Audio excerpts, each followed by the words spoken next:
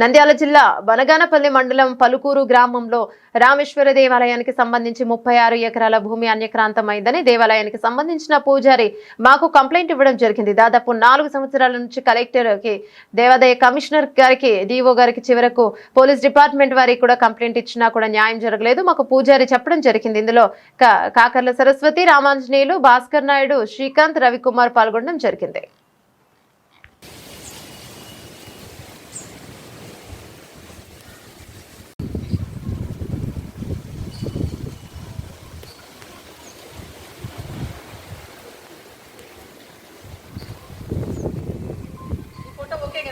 Okay madam, photo okay. ఉండండి మీరు కూడా అట్లే ఏదో ఓకే మాట్లాడుతూ ఉండండి.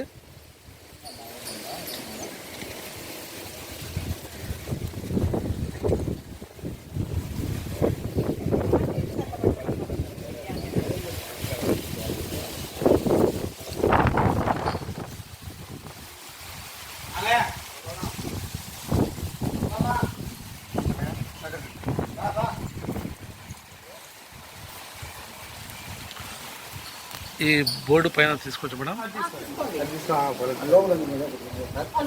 వస్తుంది లోపల ఉంది రామేశ్వర స్వామి దేవ పలుకూరు గ్రామం.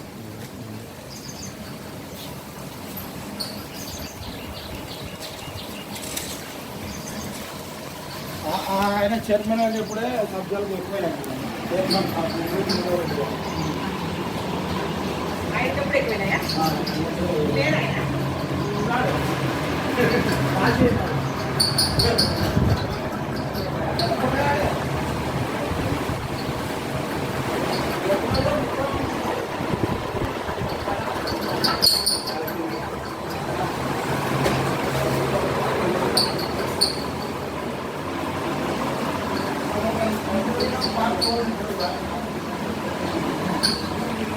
శివలింగమా?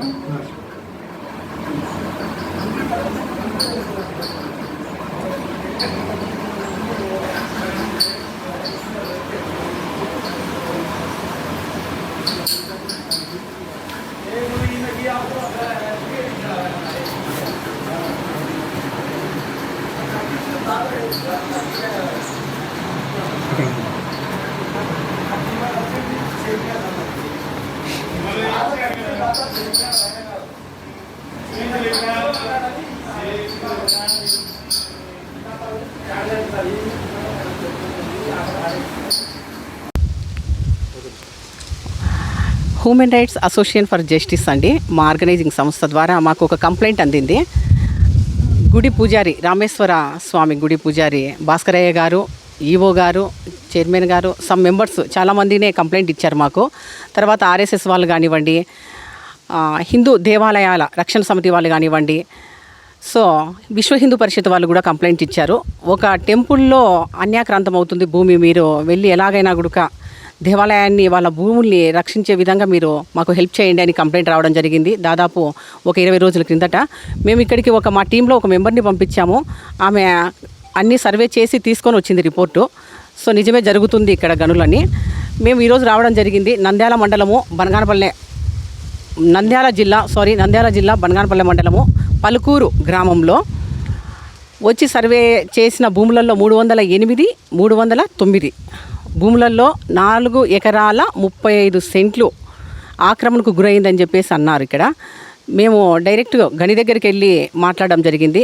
అక్కడ కొంతమంది ఒక 6 సో వాళ్ళు కూడా మాట్లాడినాం వాళ్ళతో కూడా. వాళ్ళు ఏమంటున్నారంటే, మేము చాలా పేదవాళ్ళము, దళితులము, మాకు వేరే సోర్సెస్ ఏమి లేక, బతకడానికి ఏమి లేక కొంతమంది పెద్దల సహకారంతో చేసుకుంటున్నాము అని వాళ్ళ వర్షన్ ఉంది.